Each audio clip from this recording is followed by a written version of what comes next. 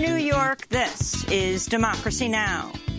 We're saying let's put a moratorium on tax foreclosures until we can ensure that those people, delinquent tax owners, have not been unconstitutionally assessed. A class action lawsuit has been filed against Detroit, alleging the city's housing policies have robbed African Americans of their homes and widened the racial wealth gap. We'll speak to Congresswoman Rashida Tlaib and Professor Bernadette Atuahene. Then it's Valentine's Day, or V-Day. We'll look at 1 Billion Rising, the global campaign to end rape and sexual violence against women and girls. Happy V-Day, happy 1 Billion Rising Day. This year, I think we are really looking at how artistic expression merged with activism has the potential to really empower, encourage, open up the human spirit so that it can rise above the current low vibrational state that we're in the world right now. We'll speak to playwright Eve Ensler and singer Taina Asili. All that and more coming up.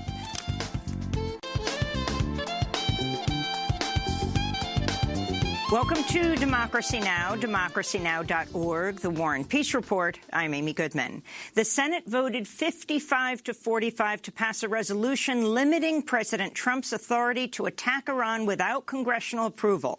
The vote comes over a month after Trump ordered the targeted assassination of Iranian General Qasem Soleimani at the Baghdad International Airport, sparking a crisis that brought Iran and the U.S. to the brink of outright war. This is Illinois Democratic Senator Tammy Duckworth speaking Thursday. It's been 5 weeks since President Trump stomped on the Constitution, circumvented Congress, and launched a strike that killed General Soleimani. Now, while I am glad the man is dead, I am glad he has gone to meet his maker.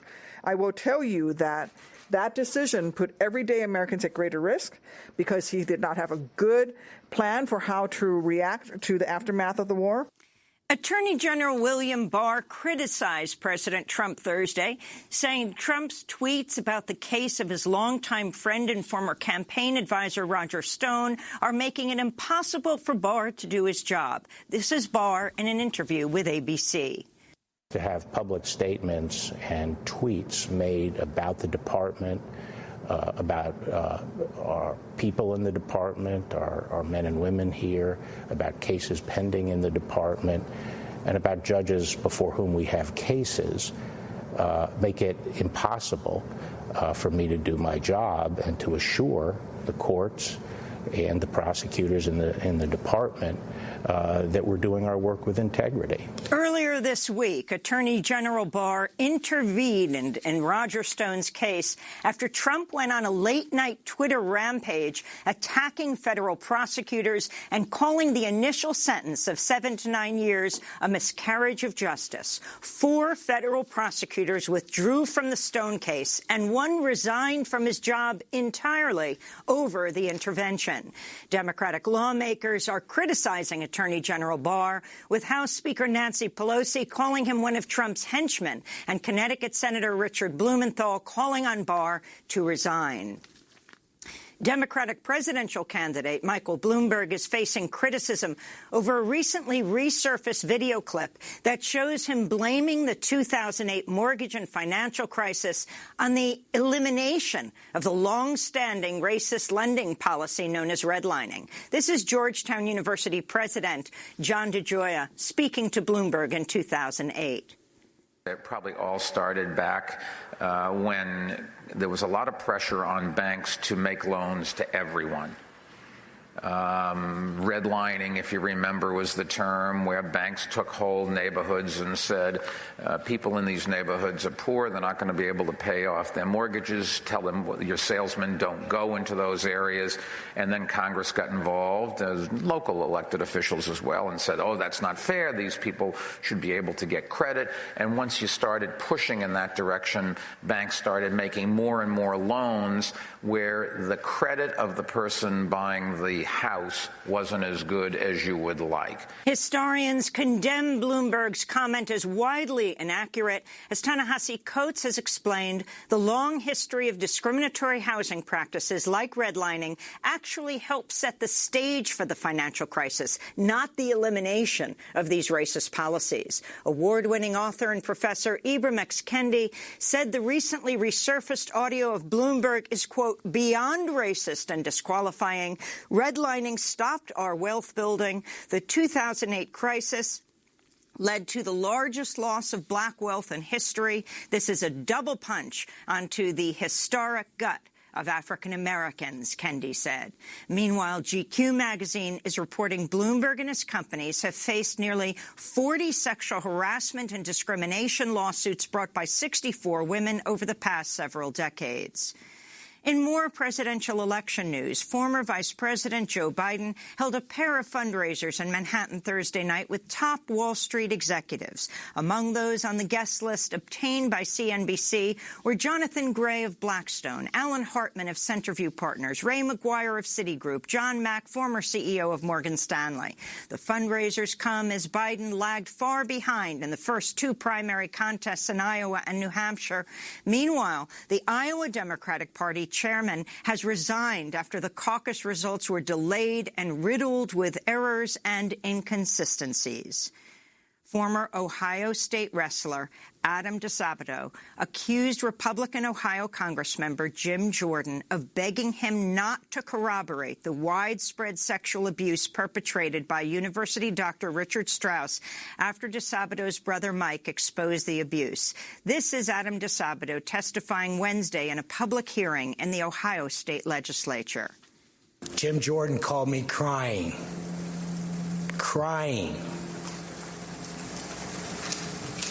Groveling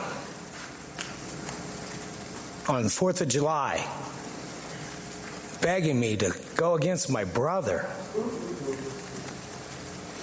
Begging me. Crying for a half hour. That's the kind of cover-ups that's going on there. In environmental news, a series of recent measurements are raising alarm bells about the accelerating climate crisis. Temperatures in Antarctica soared last week to nearly 70 degrees Fahrenheit. The World Meteorological Organization is reviewing the temperature reading to decide whether it qualifies as the continent's hottest temperature on record. Measurements from NOAA, that's the National Oceanic and Atmospheric Administration, meanwhile, show the concentration of carbon dioxide in the atmosphere hit a record high Monday, and last month was the hottest January on record. NOAA says the 4 hottest Januaries on record have all occurred since 2016. Indigenous protests and blockades across Canada have forced CN Rail and Via Rail to shut down huge swatches of their railway lines as First Nations across Canada resist the construction of TransCanada's 400-mile, $4.7 billion Coastal GasLink pipeline. The blockades have crippled rail transportation across Canada as Mohawk and other Indigenous land defenders demand the Royal Canadian Mounted Police, the RCMP, withdraw from the Wet'suwet'en Sovereign Territory in northern British Columbia. To see our full coverage of the pipeline struggle, go to democracynow.org. The massive resistance to the Coastal GasLink pipeline comes as The Intercept reveals how a Canadian fossil fuel company essentially bought a unit of an Oregon Sheriff's Department in order to monitor opposition to its proposed LNG, or liquid natural gas, pipeline and export terminal. The investigation reveals how Pembina Pipeline Corp., the owner of the planned Jordan Cove project, was the sole funder of the unit of the Coos County Sheriff's Office in Oregon that has spent years surveilling opposition to the project's construction in southern Oregon. Last year, staff of the Federal Energy Regulatory Commission said the Jordan Cove project would adversely affect at least 18 threatened and endangered species in and around Coos Bay. A federal judge has temporarily blocked Microsoft from working on a $10 billion Pentagon cloud contract. The ruling comes after Amazon sued to block the contract, alleging the Pentagon did not fairly evaluate Amazon's bid because President Trump had intervened, telling former Defense Secretary James Mattis to, quote, screw Amazon, unquote, out of the deal in 2018. This claim surfaced in a book written by Mattis's former speechwriter. Amazon argued its bid was not fairly evaluated because Trump considers Amazon head Jeff Bezos, who also owns The Washington Post, as Trump's political enemy. The nation's second-largest publisher of local newspapers has filed for bankruptcy in the latest signal of the financial crisis in the journalism world. McClatchy is the owner of the Miami Herald, the Kansas City Star, the Sacramento Bee, the Charlotte Observer, the News and Observer in Raleigh, North Carolina, and the Fort Worth Star-Telegram in Texas, among other local papers. It recently won a Pulitzer Prize for the Miami Herald's reporting on Jeffrey Epstein, but it's been plagued by layoffs and financial troubles. McClatchy says it plans to stay in business and will use bankruptcy to shed legacy debt and pension obligations. In California, at least 17 people were arrested during the third day of a wildcat strike by graduate students at the University of California, Santa Cruz. The hundreds of graduate students are demanding a cost of living adjustment of $1,412 per month, which student educators say is necessary to avoid living on the brink of homelessness as they teach classes and provide essential work to keep the university running in one of the most unaffordable cities in the country. The strike is not authorized by the local UAW union that represents student workers across the University of California system. And the Trump administration is facing public outcry over a proposal to weaken the National Environmental Policy Act.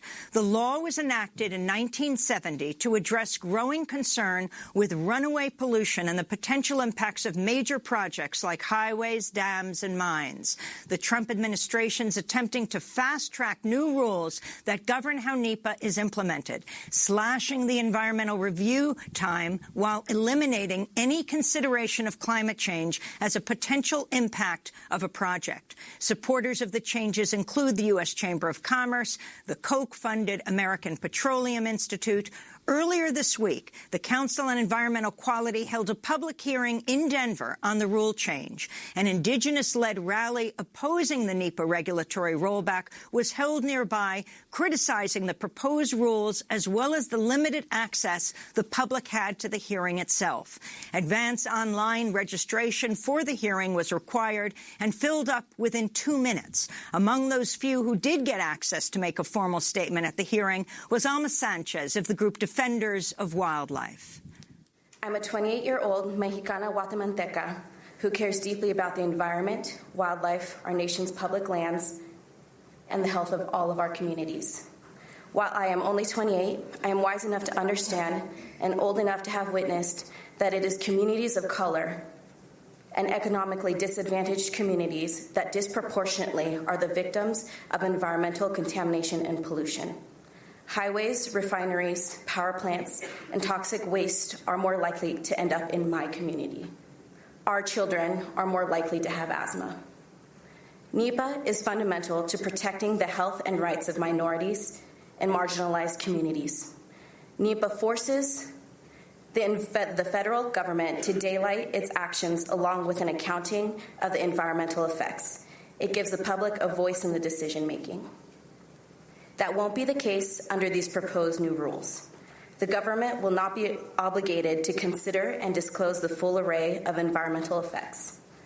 Worse still, especially to my generation that has inherited the consequences and burdens of climate change, the government won't have to tell us how its actions, like leasing land for oil and gas development, will affect climate change.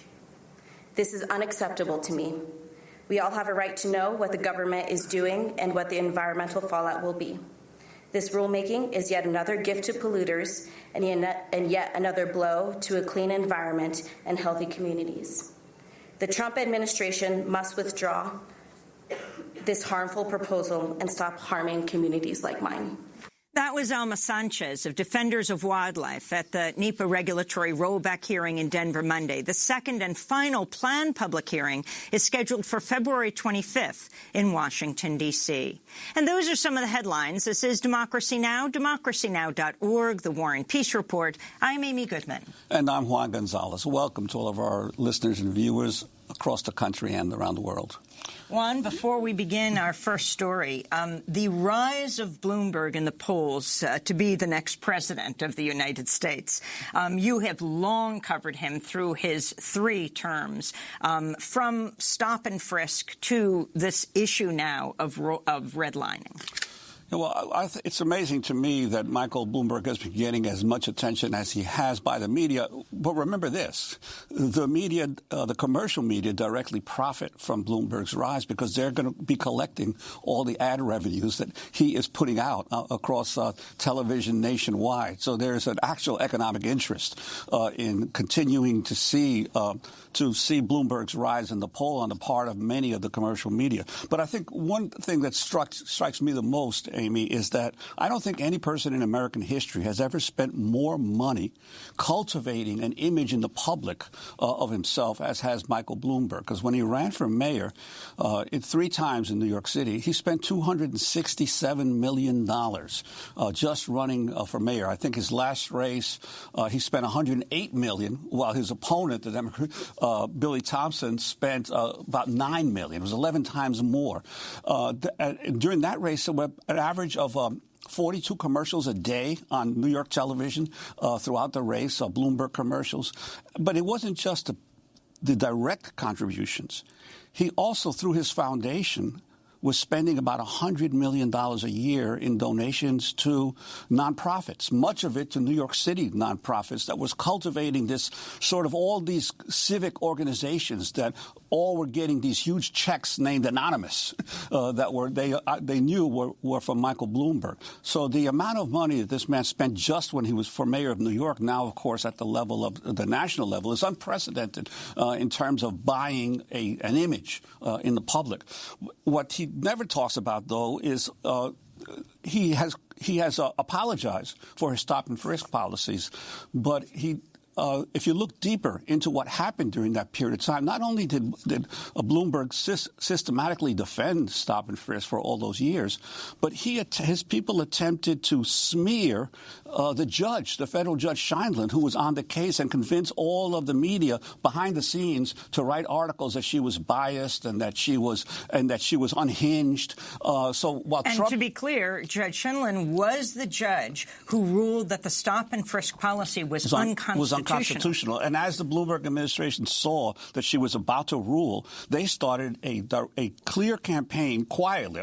Unlike Trump, who tweets against judges, they tried to convince all the newspapers of the city to write damaging editorials and exposés of the judge as a means to get her removed from the case.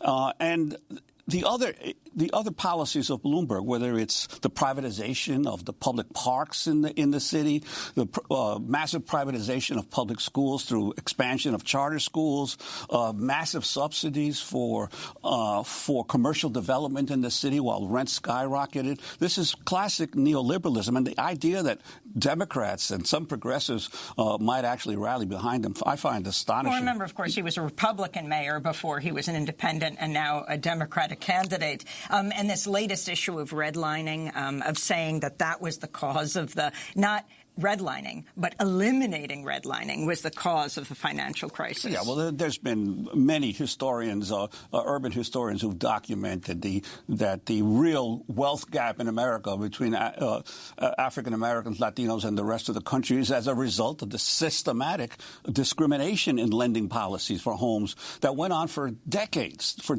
and the idea that suddenly trying to provide fair underwriting policies for the African-American and Latino community caused the financial meltdown is really only a viewpoint of the extreme right, even of the Republican Party. Finally, these scores of lawsuits against Bloomberg and his company around issues of sexual harassment. It was very interesting on The View, the ABC TV show, when Bloomberg went on it, and I think just recently in January. When he was asked about this, he commented that it was his company was just guilty of fostering bawdy humor, and said he would not take any steps to release women who signed confidentiality agreements, NDA agreements, with his company to speak publicly. Well, that's especially important these days, given the fact of in the Me Too movement, how many of these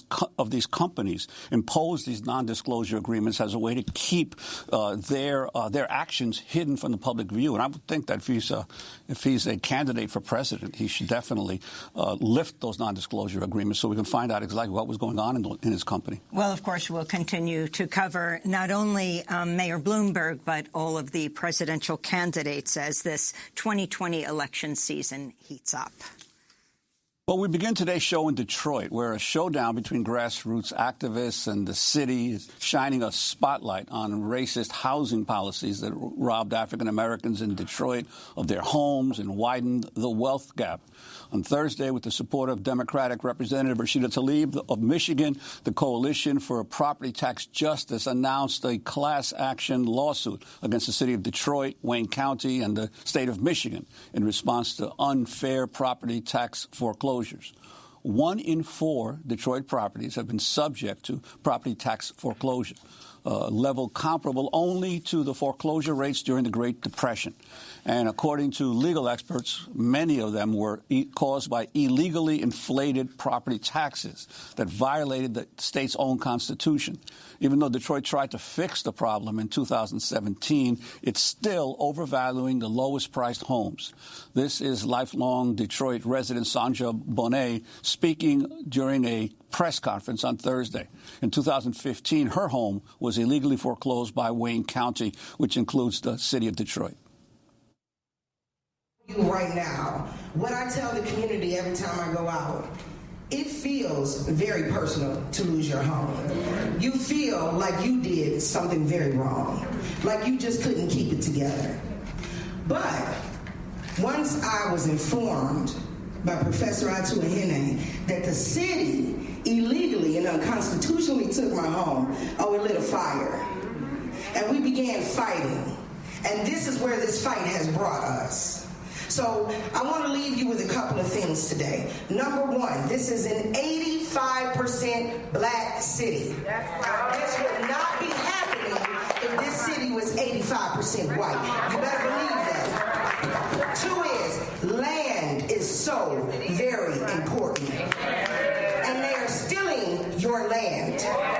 We cannot let them get away with this yet again, because Lord knows they've stolen enough land. Detroit is now 80% African American, and 40% of Detroit's residents live below the federal poverty level. But as downtown Detroit becomes increasingly gentrified, thousands of Detroit's longtime residents, mostly African-American families, have lost their homes to foreclosure for property taxes they should not have been paying in the first place because the poverty tax exemption excuses those in poverty from paying. Well, for more, we go to Detroit, Michigan, where we're joined by Democratic Congress member Rashida Tlaib of Michigan, who's worked on this lawsuit from before the time she entered Congress.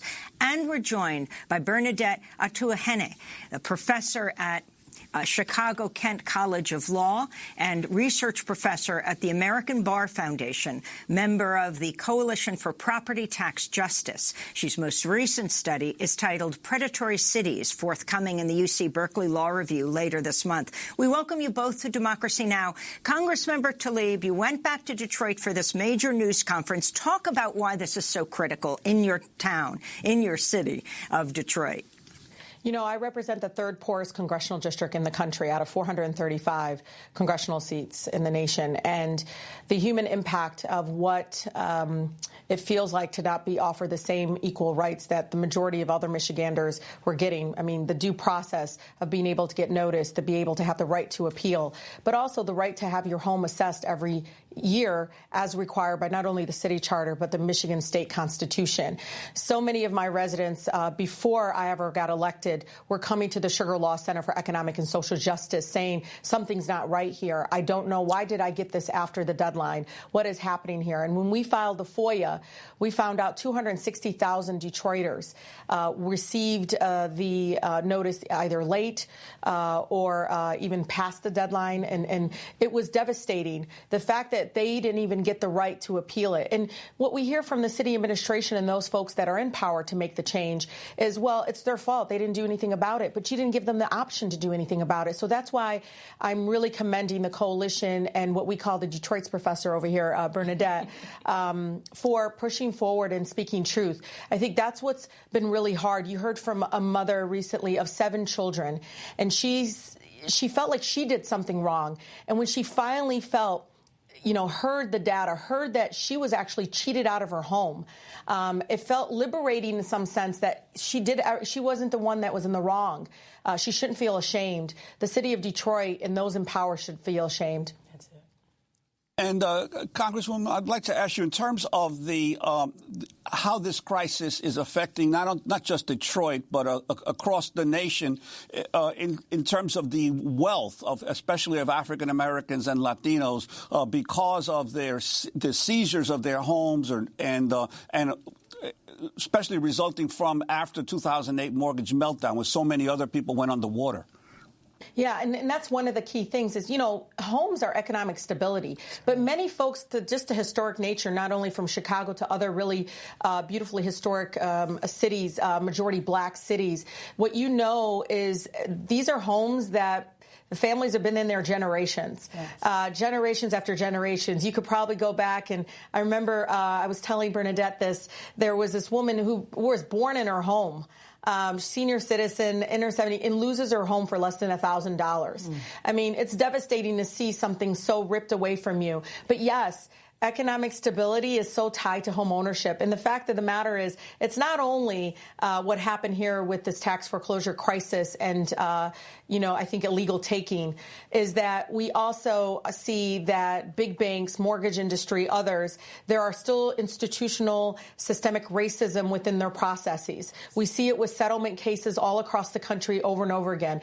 I remember specifically in Financial Services Committee hearing about a whistleblower within Wells Fargo that was saying that he was taught and trained that if somebody came in with an accent to give a higher interest rate. So our communities of color all across the United States are facing barriers after barriers and these structural kind of racist approaches and processes. To me, what happened to many of my Detroit neighbors and not being offered due process and getting their homes taken away from them was completely wrong. The devastating part of it, too, was after I got into the United States Congress, when I found out millions of dollars that was sent to Detroit to address the blight, to address this housing crisis. When I found out that Detroit was ready, and I already had known this, Detroit was responsible for much of that. So the federal government is trying to fix an issue that was created by the own city administration is wrong. Look, it's in the charter. It's the law of the land and the city.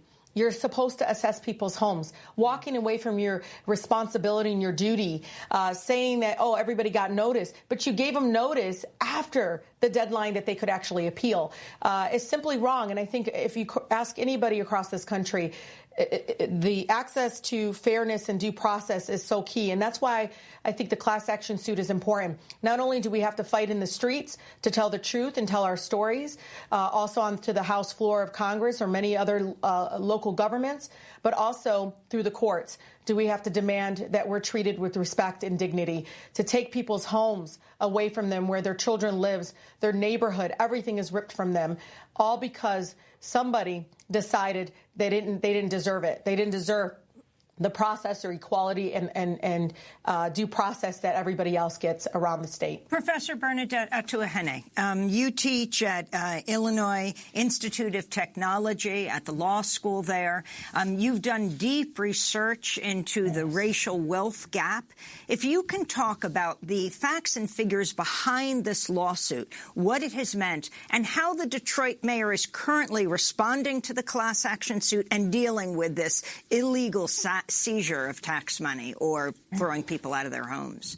Yeah, thank you, Amy. So the first thing I want people to know is in Detroit, we have 1 in 4 homes that have gone through property tax foreclosure. 1 in 4. We haven't seen this number of property tax foreclosures in American history since the Great Depression. So the real question is, what is going on?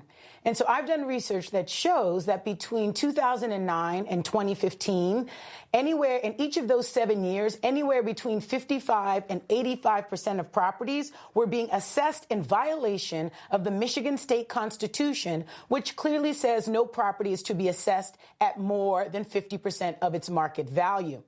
And then when we looked at which houses were being overassessed, we found that 95% or more of the lowest valued homes were being overassessed, while the highest valued homes were actually being underassessed.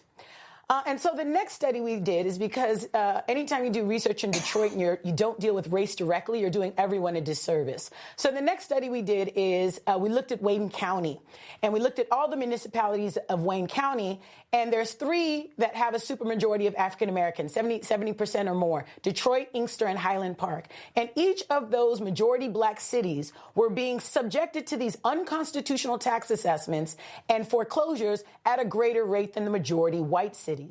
The third and final study we did looked at the relationship between these unconstitutional tax assessments and foreclosure rates. Because, in fact, there's lots of things that can cause foreclosure, right? Poverty, a death in the family, etc. And so we needed to hold all of those variables constant to really isolate the effect of this one variable of unconstitutional tax assessments on foreclosure rates. And we're able to say that 10% of these historic rates of tax foreclosure in Detroit would not have happened but for these unconstitutional property tax assessments. That's 10% of all foreclosures. And when you look at just the kind of lowest valued homes, we're able to say 1 in 4 or 25% of those foreclosures would not have happened but for these unconstitutional property tax assessments. The city and the mayor in specific, their response to this overwhelming empirical evidence of illegality is to say, you know, if you thought you were being overassessed, you should have, in fact, filed an appeal, right? So moving the blame, the onus from the city to do the property tax assessments correctly to homeowners to, you know, saying they should have appealed. But what this lawsuit is all about, as Representative Taliba has so clearly pointed out, is about the fact that the city did not even give people a chance to appeal. Why? Because in 2017, they mailed the property tax assessment notices late. And so they mailed them, in fact, late after the appeal deadline, meaning that Detroiters did not have an opportunity to appeal these illegally inflated property taxes. And that is the heart of this particular lawsuit. It is a due process lawsuit. Again, just fighting on behalf of Detroiters who are being overassessed and not given an opportunity to fight back. And Professor, I wanted to ask you, obviously, that the super high assessments meant that those homeowners, especially in the poorest communities, were being required to pay more property taxes, right? Now, we're in a situation now, obviously, Detroit was in financial crisis for many years, and now all of these reports about how Detroit is coming back. What is the real story now as to how Detroit is coming back? That's right. And let's just put this in context. Detroit has the highest property tax rate in the state of Michigan. It has the second highest tax rate in the United States. On top of these already high tax rates, they're being illegally assessed, meaning on top of the highest tax rates in the country, they are now being taxed even more, right? And so that's the starting point. And when you, what was the question again? Well, they keep saying Detroit's coming back, Bernadette. Oh, yes. And one of the things you should know is if you go to my neighborhoods, they don't think they're not coming back from whatever the heck their folks are saying they're coming back from. Poverty among children has actually increased in the city of Detroit. You see neighborhood after neighborhood that's been left behind. When they say come back, they're talking about the 7.2 miles. Yes. If you look at the census tracts, some of the wealthiest census tracts within the city of Detroit. They're talking about billionaires Dan Gilbert and the Illich family who continue to take tax giveaways from our school aid fund while literally down the street for their hockey stadium, for their for-profit development, while down the street, we have schools that don't have clean drinking water. We have schools that literally are closing down, these neighborhood schools that have been part of our anchors within our neighborhoods. So it is hard because I've actually had a senior citizen tell me, Detroit's coming back from where? And why are they continually talking about only the downtown area and the surrounding kind of areas there? It's like an island, because anything beyond that island is real, true poverty, and people from those that can't afford their water bills, that literally one day their water gets shut off, the next day their children are being taken away from them. I mean, because they're saying, oh, they're negligent. But this is the same amount of money they're using for the for-profit industry that's even there for foster care.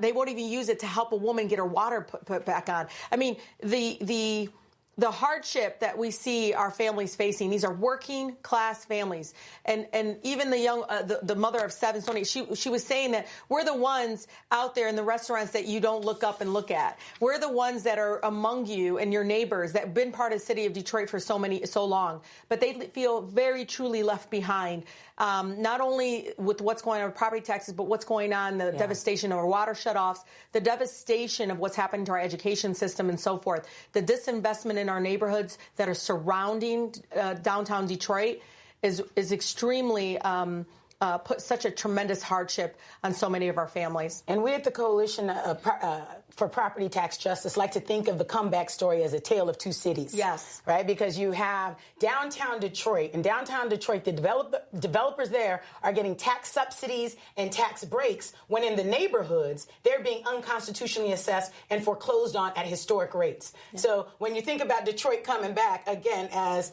Representative Tlaib said, it's about a comeback for 7 square miles that includes downtown. When you look at the rest of Detroit, the majority of Detroit, and let's get real, Black Detroit, there is no comeback. That's right. So, Congressmember Rashida Tlaib, I wanted to ask you about a related issue, and this is at the presidential campaign level. Democratic presidential candidate Michael Bloomberg facing criticism over this recently resurfaced video clip that shows him blaming the 2008 mortgage and financial crisis on the elimination of the long-standing racist lending policy known as redlining. This is Georgetown University President John DeGioia speaking to Bloomberg in 2008. You've made some reference to the elements that led to where we are today. Could you go a little bit deeper and tell us from your perspective, how did we get here? What are the root causes of the crisis that we're in? You can go back. I would say it probably all started back when there was a lot of pressure on banks to make loans to everyone. Redlining, if you remember, was the term where banks took whole neighborhoods and said, people in these neighborhoods are poor, they're not going to be able to pay off their mortgages, tell them your salesmen don't go into those areas. And then Congress got involved, as local elected officials as well, and said, oh, that's not fair, these people should be able to get credit. And once you started pushing in that direction, banks started making more and more loans where the credit of the person buying the house wasn't as good as you would like. So that was Mayor Bloomberg 12 years ago. Congressmember Tlaib, if you can respond. Look, I think of many of the folks that I serve with in Congress. Many of them are millionaires. They're completely disconnected with the American people. Mm-hmm. Even when the federal shutdown happened, you had literally colleagues on both sides. I don't get it. Why are they in the food bank line? Why are the federal employees can't go and apply for a loan? There's just really disconnect to understand the American people live check by check. But also there's a disconnect that government's supposed to be about people, right? Our public tax dollars are supposed to be used to create economic stability, to increase home ownership, to create these programs that I think are win-win for everyone. Instead, you have folks with a different kind of very narrow lens that see things through a different perspective than those that are on the ground. The majority of Americans do not live within that little bubble of the 1% and those that have. And so I think people like me are running for office finally, and we're winning because we are folks that are dealing. I lived very, very humble backgrounds. I mean, I'm the eldest of 14, the child of immigrants. Both my parents, my dad only had 4th grade education, my mother 8th grade, and just kind of building it up and working very extremely hard for that. But it's really, it's sad when people that are in leadership positions don't understand that even if they don't get it, they have to surround themselves with people that understand what it means to live in poverty in America, what it means to go sleep hungry, what it means to live near corporate pollution, and what that means to your public health. It means so many things of various broken systems. And Amy, you know this. If I open the curtain and look behind that of all the broken system, from mass incarceration to what's happening in our immigration system, how dehumanizing it's becoming and caging children, to what's happening to our healthcare system, to our education system. It's become all for profit. People are making money off of the pain of our oppression. And that is something that I continue to speak truth to. So no matter who's running for office, I will demand that they talk about the P word, which is poverty. I will demand that they talk about the structural problems and issues and challenges, real structural problems that lead to people's oppression in our country. Well, and we have to continue to think beyond the same old recycled folks running for office. They had their chance. They did not change people's lives for the better. Then we have to move on. They didn't do the job to fix the structural problems that I feel like in some ways get left behind. They like Band-Aids. Band-Aids, the rain falls, it slips off, it doesn't work. We need real structural change so that when somebody walks in the door, they are offered an equal access to opportunities that get easily accessible to those that have. Rashida and Tlaib. So I continue, Amy, to push back against these kinds of narratives. And, you know, I want folks that are listening to know this. Just because somebody is a billionaire or millionaire does not mean they know what's best interest of the American people. It's those that actually have suffered along with them, that understand that suffering, that understand that oppression themselves. We need to hear more from them. We need those individuals to start running for office, because I truly believe those are the ones that people are waiting for. Rashida Tlaib, we're going to ask you to stay with us just for another few minutes, because we want to ask you about this major moment this past week when the Palestinian president, Mahmoud Abbas, came to the UN Security Council responding to President Trump's so-called Middle East peace plan. You're the first Palestinian-American congresswoman. But I want to thank you, Bernadette Tuahene, professor of Chicago Kent College of Law at Illinois Institute of Technology and research professor at the American Bar Foundation, member of the Coalition for Property Tax Justice. We'll be back with Congressmember Rashida Tlaib in 30 seconds, and then we'll talk about this V-Day, this Valentine's Day, this day against violence against women and girls. Stay with us. Desafiantes, ingobernables, lo rechazamos y no le tememos. Elegimos la libertad sobre el miedo, porque nuestros futuros están interconectados. Las vidas negras importan. Black Lives Matter. Ningún ser humano es ilegal. No human being is illegal. El agua es vida. Water is life. Basta de violencia machista and sexist violence.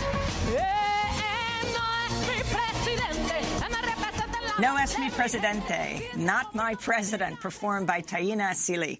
And she's coming up on Democracy Now! In just a minute. But we wanted to stay with Congressmember Rashida Tlaib for just one more minute.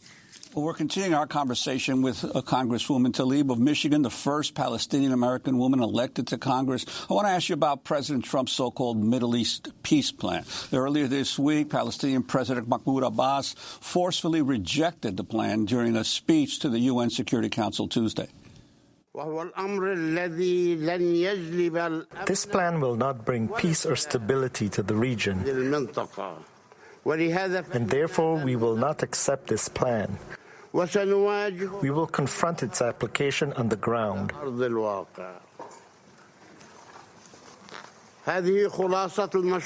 This is a summary of the project that was presented to us. This is the state that they will give us. It's like a Swiss cheese, really. Swiss cheese. Who among you will accept a similar state and similar conditions? Well, Rashida Tlaib, you're the Congress member to Michigan's 13th Congressional District, along with Ilhan Omar. She is the first Muslim woman elected to Congress. Your response to the president's plan and to the response from the Palestinian Authority? You know, I grew up in Detroit, the most beautiful, blackest city in the country. And so much of what I learned here of these forms of kind of oppression and structural, I think, racism that is so present in all different processes. But even just, you know, fighting right now in my own backyard against unconstitutional taking of people's homes by over-assessing their homes and everything, there's so many connectivity there to by what the current president is pushing forward and trying to basically legalize theft for so many of the Palestinian families that are left there. I can tell you, you know, for me, what's really critically important for people to understand that with all these terminologies, with colleagues always asking me, what does occupation mean? I want listeners to know, you know, what the human impact is of taking people's land, taking people's livelihood away from them. And this plan just continues to dig into that approach to what's happening in Palestine and Israel. And I can tell you, I want to hear more and more of those that are on the ground there, both Palestinian and Israelis who are against occupation, who want to see a true solution to there that actually involves them having a seat at the table. I think that that's not what's going to happen when the president just sits with his buddies and others that only see it through a very, I believe, racist lens that is this kind of othering politics. And also it's very demonizing in the way the president and even his son-in-law and others have depicted Palestinians as this is what they deserve. They don't deserve anything more. Well, I can tell you my grandmother lives in the West Bank and she deserves human dignity, and this does not provide her human dignity, especially in her last years. She is a kind, compassionate woman who just wants to live freely with equality, with the freedom to travel, with the freedom to access health care opportunities that help her have a better life. Rashida Tlaib, we want to thank you for being with us. Democratic Congressmember from Detroit, first Palestinian-American Congresswoman.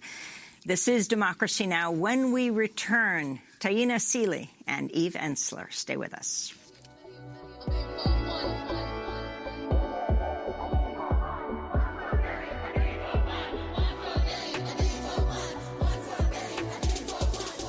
In a time of an upheaval will come a transformation, ignite a fire that will burn like the sun, become a strong movement, fierce and determined, informed by where we are and where we've come from. We are those who are rising from Manila to Miami, building trust and solidarity. Love is our bond. And in the streets we are marching to end the rape and the Taina Seeley, We Are Rising. She released the song For This V-Day in collaboration with 1 Billion Rising. This is Democracy Now!, democracynow.org. I'm Amy Goodman with Juan Gonzalez. Well, this is Valentine's Day. People around the world are taking to the streets to protest violence against women and girls. From the Philippines to India to Italy to Bolivia, thousands of women in more than 100 countries will reclaim public space through dance and performance. The global movement is called 1 Billion Rising. 1 Billion Rising takes its name from the shocking statistic that 1 in 3 women across the planet will be beaten or raped during her lifetime. That's 1 billion women and girls. The movement started Valentine's Day 2012, has continued to grow every year since. They say they won't stop dancing until violence against all women, cis, transgender, and those with fluid gender identities has ended. Well, for more, we're joined here in New York by 2 guests: Eve Ensler, award-winning playwright, author of the Vagina Monologues, founder of V-Day and 1 Billion Rising, and Taina Seeley, the Puerto Rican singer, filmmaker, activist. We just heard her song, a part of it, We Are Rising. So, Eve, 1 Billion Rising, talk about the significance in this year, 2020. You started it, what, 8 years ago? Yeah, we started 8 years ago, and we thought it would be 1 year campaign, and guess what? Dancing just spread like a fabulous virus around the world. I think this year, and I just want to say to all the activists who have already begun to rise. We're already getting videos from Australia in Byron Bay where women there begin the day by taking off their clothes and diving into the ocean, doing a mad dance. They've risen at the presidential palace in the Philippines.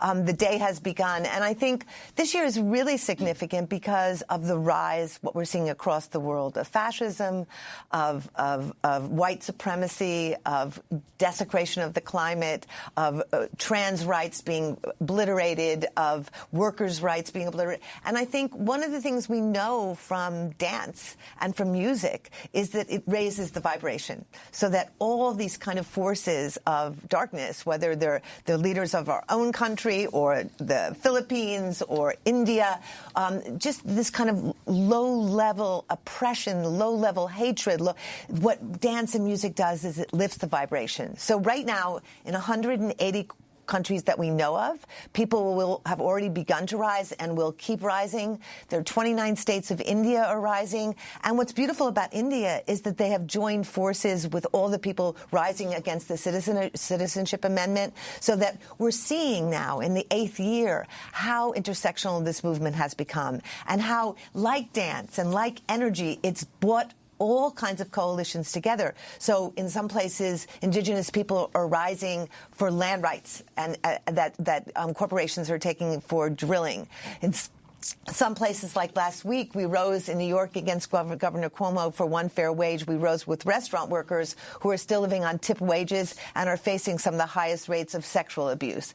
In villages in Zimbabwe, they're rising with tribal leaders who are now beginning to understand that violence against women must be part of the discourse and they must change basic cultural ways. So we're seeing this incredible diversity of risings, but the solidarity in terms of the fact that we know that women's bodies are the landscape on which so much violence is inflicted, whether it's the violence literally of rape, of harassment, of incest, of battery, or if it's the abuse of poverty, the abuse of denigration of migrant rights, the denigration of workers' rights, the denigration of LGBTQ rights. We're seeing this across the globe. And I have to say, I'm particularly proud because in places like Mexico, where they've been rising for the last 9 years against sex trafficking, they're having an impact on sex trafficking. In Hong Kong, where domestic workers have been rising for 8 years, they've actually changed laws, and they just got it so that women can no longer clean windows on the outside of high-rise buildings because so many women were dying. Well, they changed that law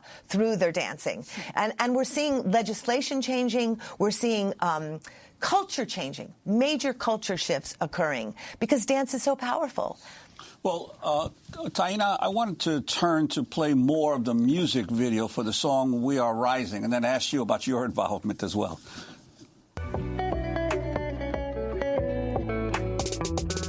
From those who dare to interrupt the violence to those who expose the truth and break the silence, warriors who work to open up the prison bars, valiant souls who stand up against the unjust wars, multitudes who defy walls along the border, masses who unify to protect our water, rebel minds who unionize for workers' rights, fearless hearts who fight to defend trans lives, those who take back their land and their health, those who seek to redistribute the wealth, youth who demand a right to education, those who reclaim political power in their nation.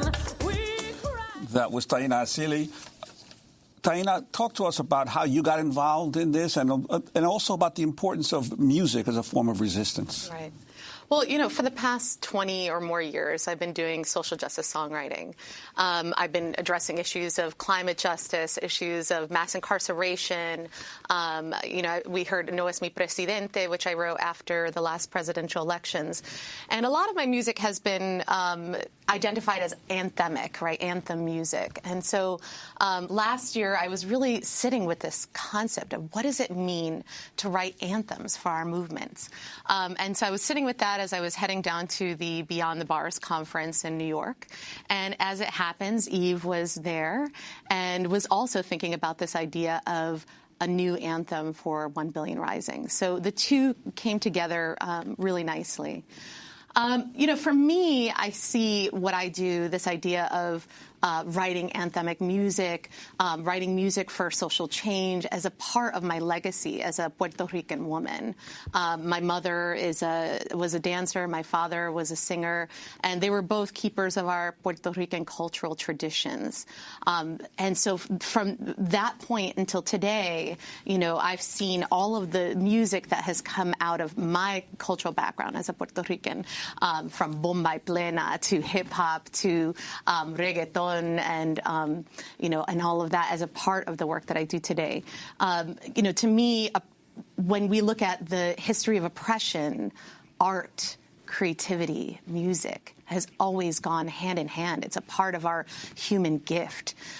So that's something that sat with me, and this is the craft that I've been honing in on and trying to think about, not just thinking about it from a U.S. perspective, but also a global perspective, and how to intersect with 1 Billion Rising's work that they're doing around the globe. So it's been a beautiful challenge.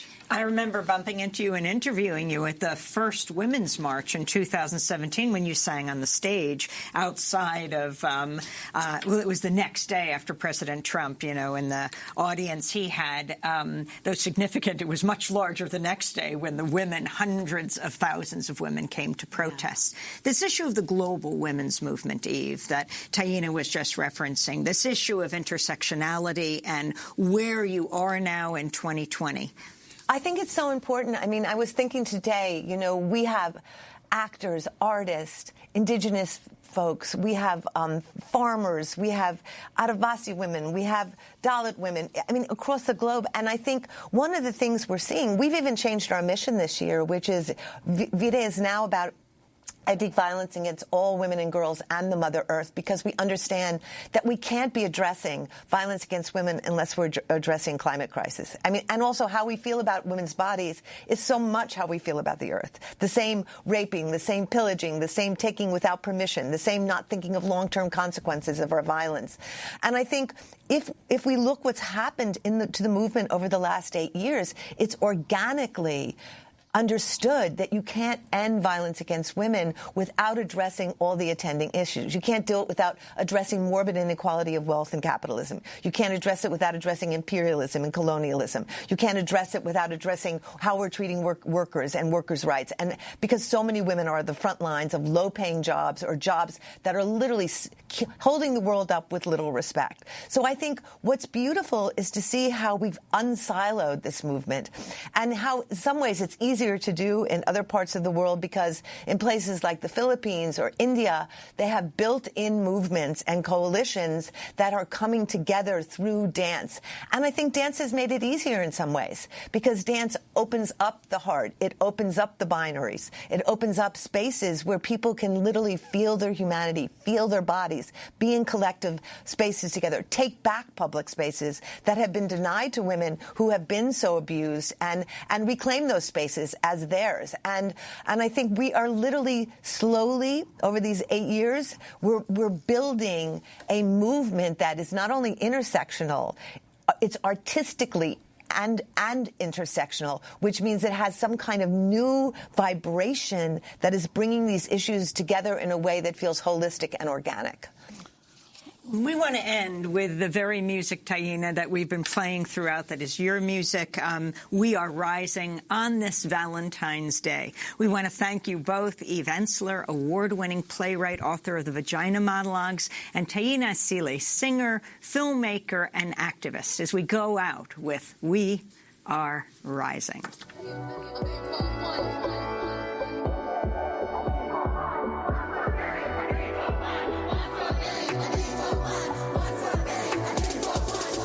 In a time of an upheaval will come a transformation, ignite a fire that will burn like the sun, become a strong movement, feel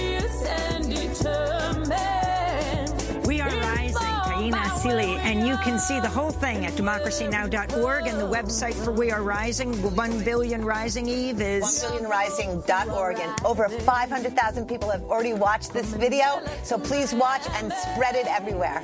We want to thank you all for being with us on this V-Day. Democracy Now!, by the way, is accepting applications for a paid year-long news production fellowship here in our New York studios. Get the information at democracynow.org. I'm Amy Goodman with Juan Gonzalez for Democracy Now!